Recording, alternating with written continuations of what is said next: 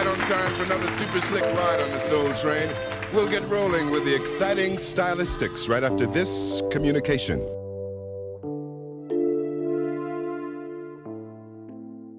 When Soul Train first hit TV screens in the early 70s, it wasn't just a music show, it was a revolution.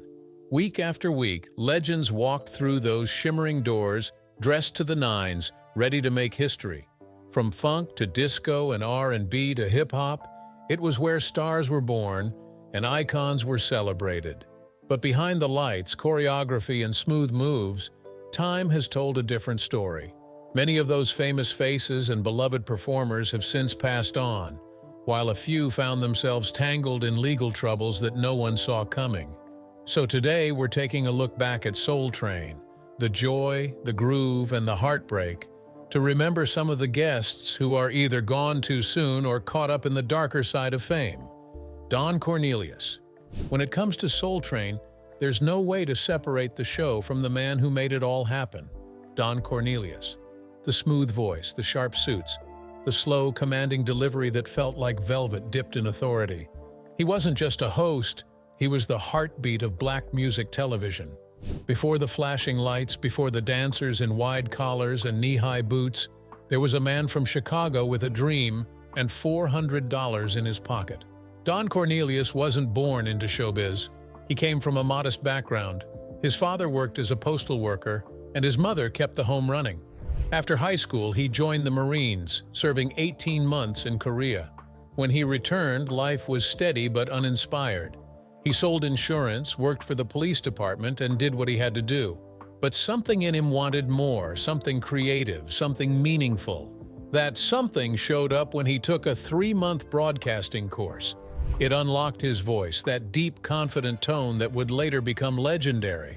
By 1966, he was spinning records and delivering news at Chicago's WVON AM radio station.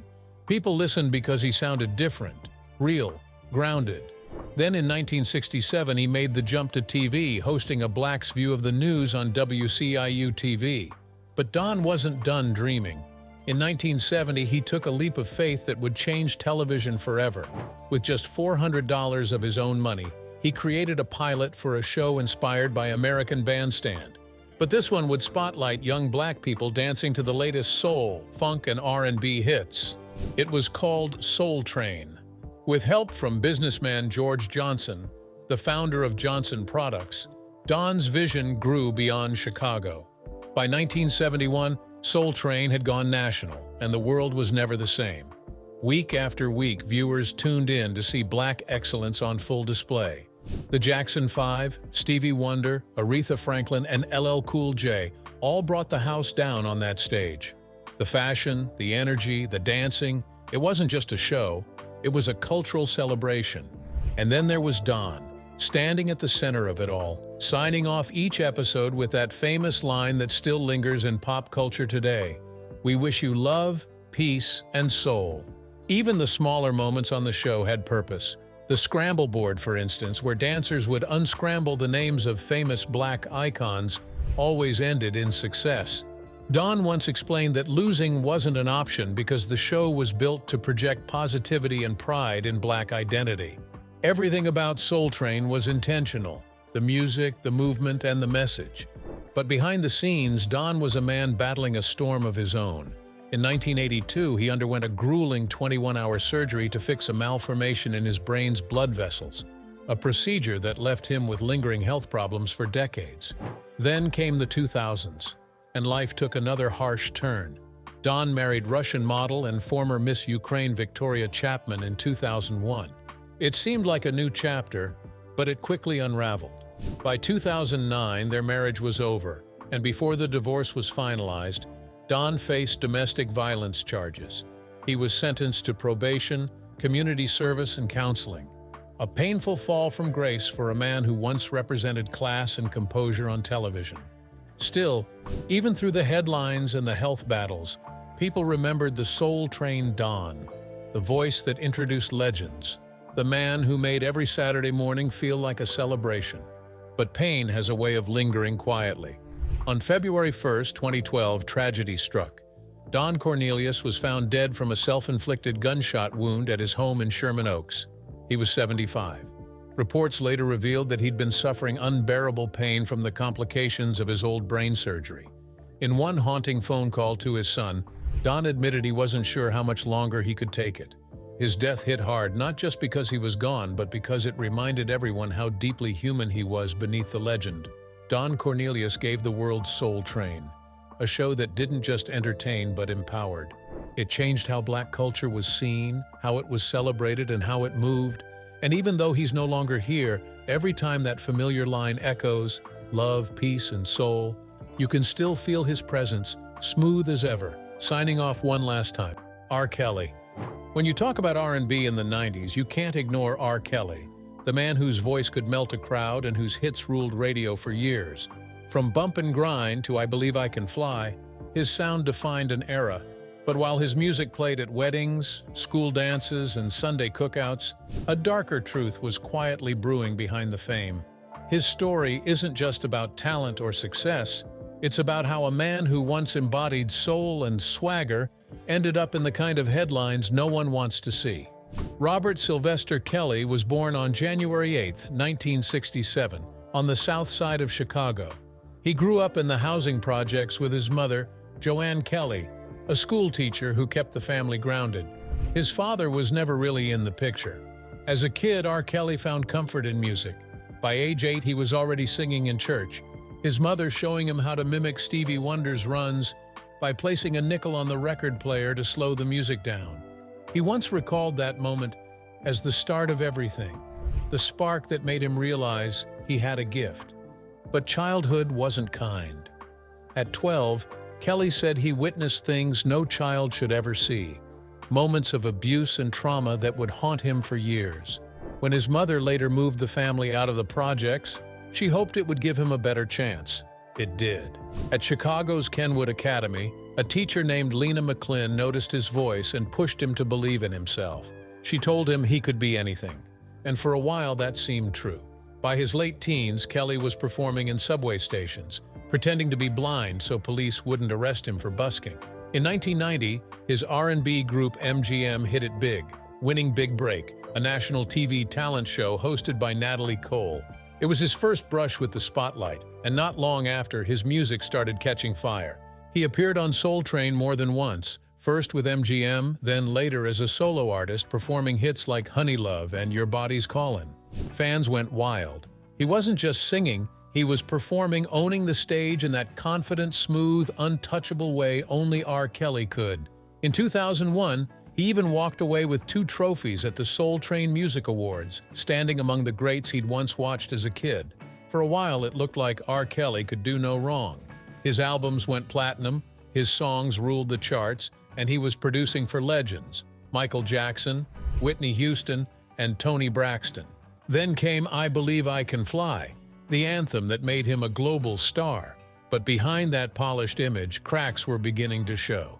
In 1994, at 27, Kelly secretly married 15-year-old Aaliyah, a rising R&B star he'd mentored and produced for. When the marriage came to light, it was annulled, but it marked the beginning of a series of disturbing allegations that would follow him for decades. By the early 2000s, his name became tied to accusations of child POY and SUL abuse. The infamous tape, the court cases, the denials.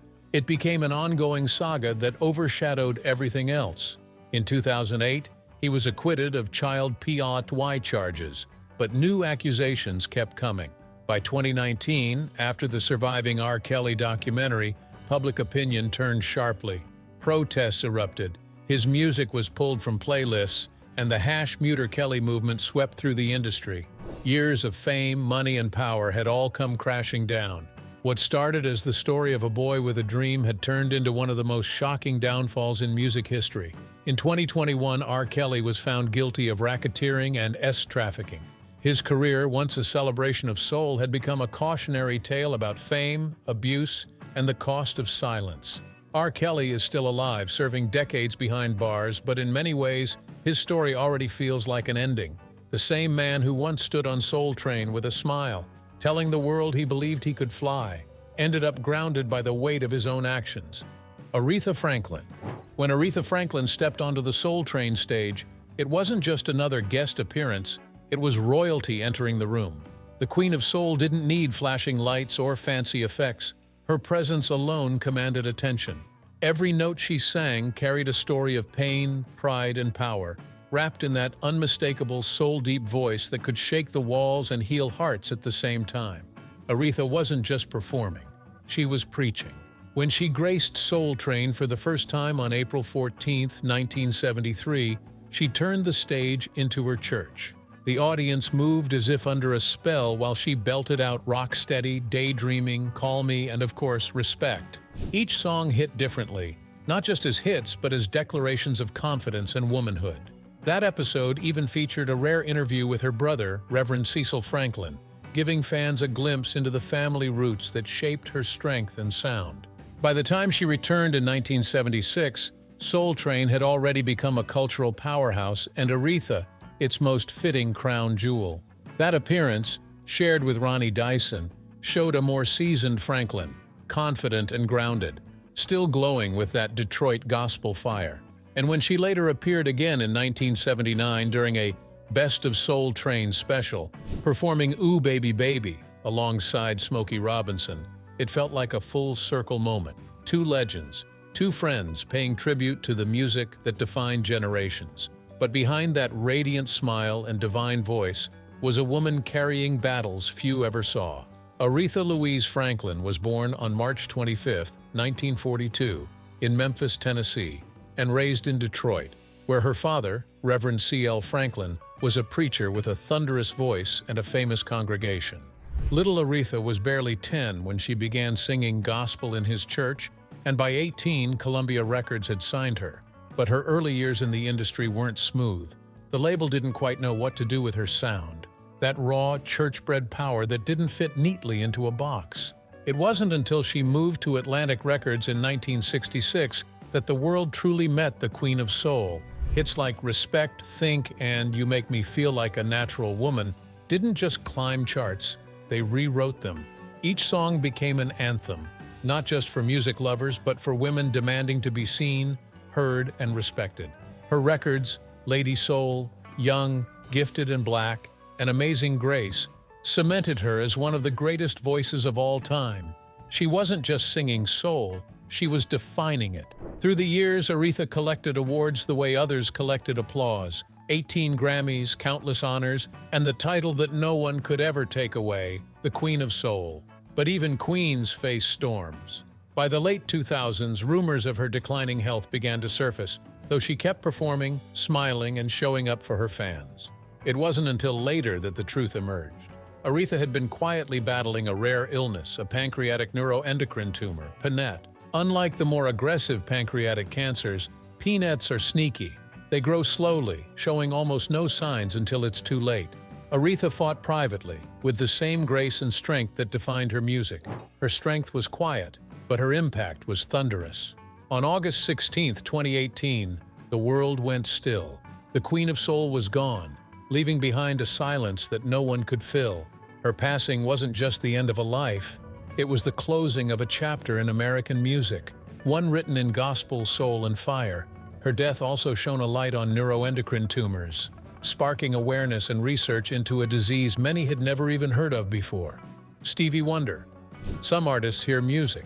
Stevie Wonder feels it. Long before the world knew his name, a little boy who couldn't see the light somehow learnt to be the light. Blind since infancy, Stevland Hardaway Morris refused to let darkness define him.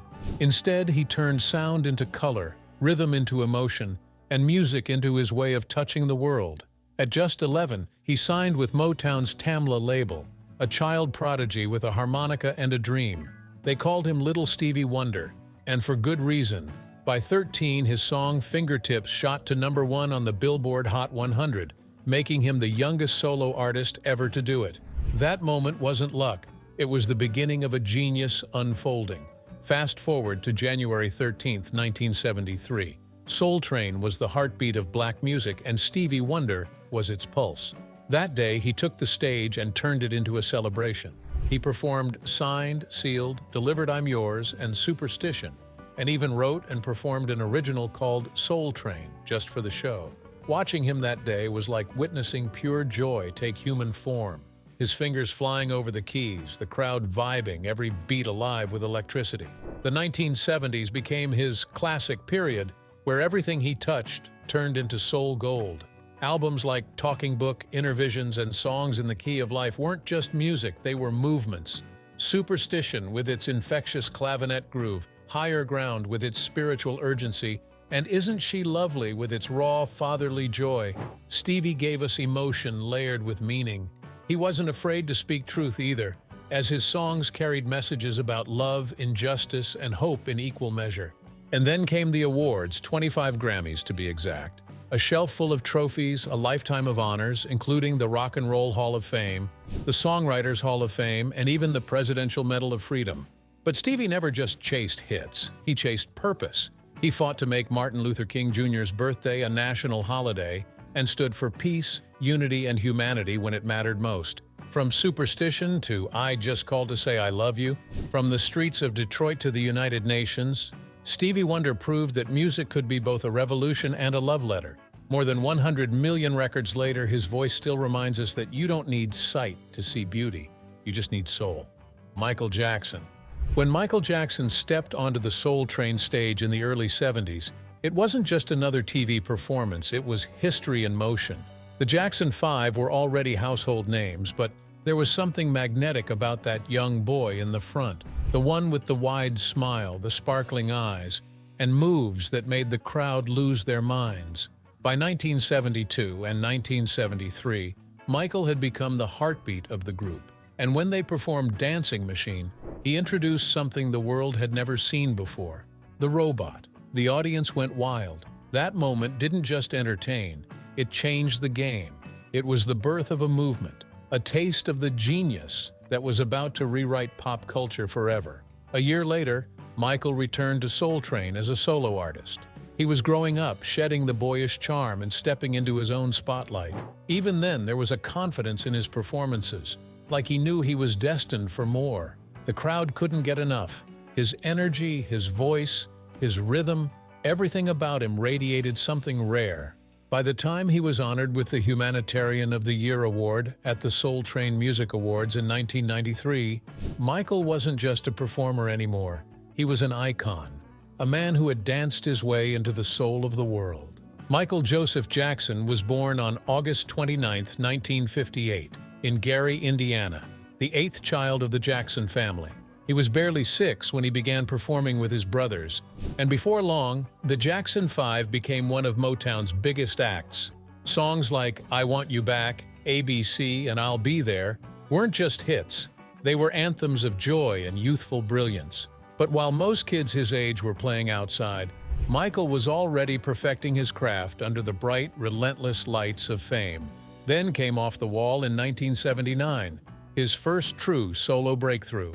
A mix of disco, soul, and pop, it showed the world a more mature Michael. But nothing could prepare anyone for what came next. Thriller hit in 1982, and everything changed. With record-shattering sales and groundbreaking videos for Beat It, Billie Jean, and Thriller, Michael didn't just dominate the charts, he reinvented what music could look like. He turned MTV into his personal stage, merging storytelling, fashion, and movement into something magical. The moonwalk, the single glove, and the red leather jacket all became symbols of an era defined by one man. His music videos weren't just entertainment, they were cinematic events. And as he moved through albums like Bad, Dangerous, and History, Michael began using his voice for something deeper. Songs like Man in the Mirror and Earth Song showed a man who wasn't just chasing fame, but trying to heal the world with his art. But fame for Michael came with a shadow. The very spotlight that made him shine also burnt him. In the late 80s and 90s, controversy followed him everywhere. His changing appearance, the rumors, and the accusations. His life became public property, dissected and sensationalized. Through it all, he kept performing, kept creating, and kept giving, donating hundreds of millions to charities around the world. Then, in 2009, as he was preparing for a long-awaited comeback tour, tragedy struck. On June 25th, the world stopped. Michael Jackson was gone, just 50 years old. The cause, an overdose of propofol, administered by his personal doctor. The news shattered hearts across the globe. Vigils were held in every continent, and within hours his music surged back to the top of the charts. Over 2.5 billion people watched his memorial, proof that even in death, his presence was larger than life. Years later, his legacy still moves in rhythm with the world. His catalog sold for a staggering $600 million in 2024, a testament to how much his art still means. From his 13 #1 singles to over 500 million records sold, Michael's influence is eternal. James Brown. When James Brown hit that Soul Train stage in 1973, the energy in the room was electric, the kind that makes your heart race before the first beat even drops. Dressed sharp, moving like lightning and radiating pure fire, he wasn't just performing, he was commanding. The godfather of soul didn't come to Soul Train to fit in. He came to remind everyone why he was the blueprint. With songs like I Got You, I Feel Good, and Papa's Got a Brand New Bag, Brown didn't just make people dance, he made them feel. A year later, in 1974, he returned for another iconic appearance titled James Brown and the First Family of Soul. This time, he brought the full experience, the sweat, the rhythm, and the call and response magic that only James Brown could deliver. The dancers on Soul Train were already known for their moves, but when James Brown hit the stage, it was like the floor itself caught fire. Every step, every shout, every drop of his mic, it was raw, alive, and unforgettable. For anyone watching back then, that moment wasn't just a performance, it was witnessing a man who was music. But long before Soul Train, before the fame and flashing lights, James Joseph Brown came from very humble beginnings. Born on May 3, 1933 in Toccoa, Georgia, Brown grew up in poverty, a tough upbringing that carved his grit and shaped his hunger. He started off singing gospel, chasing hope through harmony, before finding his rhythm in rhythm and blues. By the mid-1950s, Brown was leading the famous Flames, and together they changed the sound of America with hits like Please, Please, Please and Try Me. That's where it all started. A young man with a voice that shook rooms and a stage presence that turned concerts into baptisms of funk. By the 1960s, James Brown wasn't just a musician anymore, he was a movement. Live at the Apollo made him a legend, and songs like I Got You, I Feel Good, and It's a Man's World made him untouchable. His sound was revolutionary, stripped down, sharp, and full of rhythm. He didn't follow the beat, he created it. Then came the funk era, that deep, unrelenting groove that only James Brown could conjure. With Get Up, I Feel Like Being a and The Payback, he gave the world a new language of rhythm. And when he shouted, Say It Loud, I'm Black and I'm Proud in 1968, he wasn't just making music. He was giving a generation its anthem. Brown made being unapologetically black something to celebrate, not hide. He turned pride into poetry and resistance into rhythm. But being a pioneer came with its storms. James Brown's life offstage was as turbulent as his performances were explosive. He faced financial struggles, controversies, and personal demons that followed him through the years. Yet no matter what chaos surrounded him, when he stepped on stage, the fire was still there. The precision, the passion, the perfection. Even in his later years, he could outdance, outsing, and outshine performers half his age. James Brown performed and recorded for more than 5 decades, never losing that raw spark that made him unforgettable. Then, on Christmas Day in 2006, the music world fell silent. The hardest-working man in show business had passed away from pneumonia at the age of 73. It felt poetic in a way. The man who never stopped moving finally found rest on the day the world celebrates joy. Even in death, James Brown's presence never faded. His influence stretched across generations. He was sampled by hip-hop, studied by rock, celebrated by funk, and revered by soul. From the Rock and Roll Hall of Fame to the Songwriters Hall of Fame, his legacy is cemented in every beat that makes you move. James Brown didn't just give us music, he gave us attitude, rhythm, and power. He made the stage sacred and the mic a weapon of truth. From that Soul Train performance to his final days, his message never changed. Keep the groove alive, stay proud, and never, ever stop the funk. Marvin Gaye. When Marvin Gaye graced the Soul Train stage in 1974, the air felt different. The crowd knew they were about to witness something special. Dressed in his signature smooth style, Gaye turned the set into a church of soul, performing Let's Get It On, Come Get to This, and Distant Lover. Every note, every sway, every look into the camera carried that quiet fire only Marvin could bring. He wasn't just performing. He was preaching love, pain, and everything in between. But behind that velvet voice was a man wrestling with his own storms. Marvin Pentz Gaye Jr., born April 2, 1939, had music running through his veins and turmoil chasing his heels. He helped shape Motown's golden sound in the 1960s, turning heartbreak and hope into timeless melodies. From How Sweet It Is to Be Loved by You to I Heard It Through the Grapevine, Marvin didn't just sing songs, he felt them, and the world felt him back. His voice could flirt, comfort, or cry all in a single line. It's no wonder they called him the Prince of Soul. By the 70s, Marvin was breaking boundaries. He pushed past Motown's glossy image with What's Going On, a bold, beautiful masterpiece that spoke of war, injustice, and love for humanity. Then came Let's Get It On, the album that turned sensuality into spirituality. He wasn't afraid to bare his heart, even when it ached. And yet the same sensitivity that made his music immortal made his personal life fragile. Fame couldn't protect him from inner demons or the chaos at home. On April 1, 1984, just one day before his 45th birthday, the world lost him in a tragedy that still feels impossible to accept. Marvin was shot and killed by his father after trying to break up a family argument. A voice that once healed millions was silenced in an instant. After his death, tributes poured in, the world mourned, and honors followed. The Rock and Roll Hall of Fame, the Songwriters Hall of Fame, and the Grammy Lifetime Achievement Award. But for fans, Marvin never really left. His voice still floats through late-night radios, and his words still linger on dance floors and in broken hearts. Even now, when Healing or What's Going On plays, you can almost feel him, raw, real, and timeless.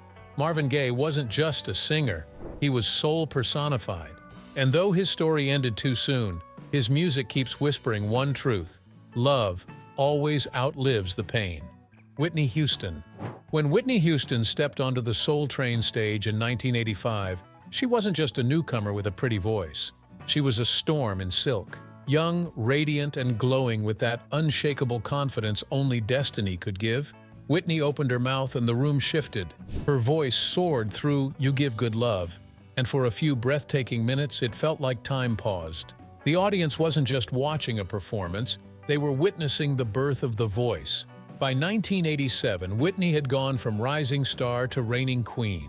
At the first ever Soul Train Music Awards, she returned to that same stage, now a legend in motion, performing You Give Good Love again, and joining other stars for That's What Friends Are For. Her presence was electric. It wasn't just about the notes she hit, but the way she made every lyric feel like it was meant for you. Whitney didn't sing at people. She sang to them, straight to the heart, no filter. Born on August 9, 1963, Whitney Elizabeth Houston came from musical royalty. With gospel in her bones and pop in her pulse, she was destined to shake the world. At 19, she signed with Arista Records, and her debut album rewrote history, becoming the best-selling debut by a solo artist ever. When her second album, Whitney, topped both the US and UK charts, she became the first woman to ever do it. Every hit, How Will I Know, Greatest Love of All, and I Want to Dance with Somebody, sounded like a celebration of life itself. Then came Hollywood, The Bodyguard, Waiting to Exhale, The Preacher's Wife. Every movie carried her light and every soundtrack carried her soul. I Will Always Love You didn't just break records, it broke hearts. Yet behind the success, fame began to take its toll. Her marriage to Bobby Brown and her battles with addiction and the headlines all began to chip away at the image of America's sweetheart. Still, even in her darkest moments, Whitney's voice never lost its power. When she returned with I Look to You in 2009, it felt like redemption, a quiet, beautiful comeback. But just 3 years later, on February 11, 2012, the world lost her too soon. Found in her Beverly Hilton hotel room, gone at just 48, the news hit like a thunderclap. Whitney Houston sold over 220 million records, earned every award imaginable, and redefined what it meant to feel music. But beyond all the numbers, she left us something even more lasting, proof that true voices never die. Which Soul Train guest shocked you the most when you heard what happened to them? Drop your thoughts in the comments and don't forget to like, share, and subscribe. Also click the next video shown on your screen. You will enjoy it.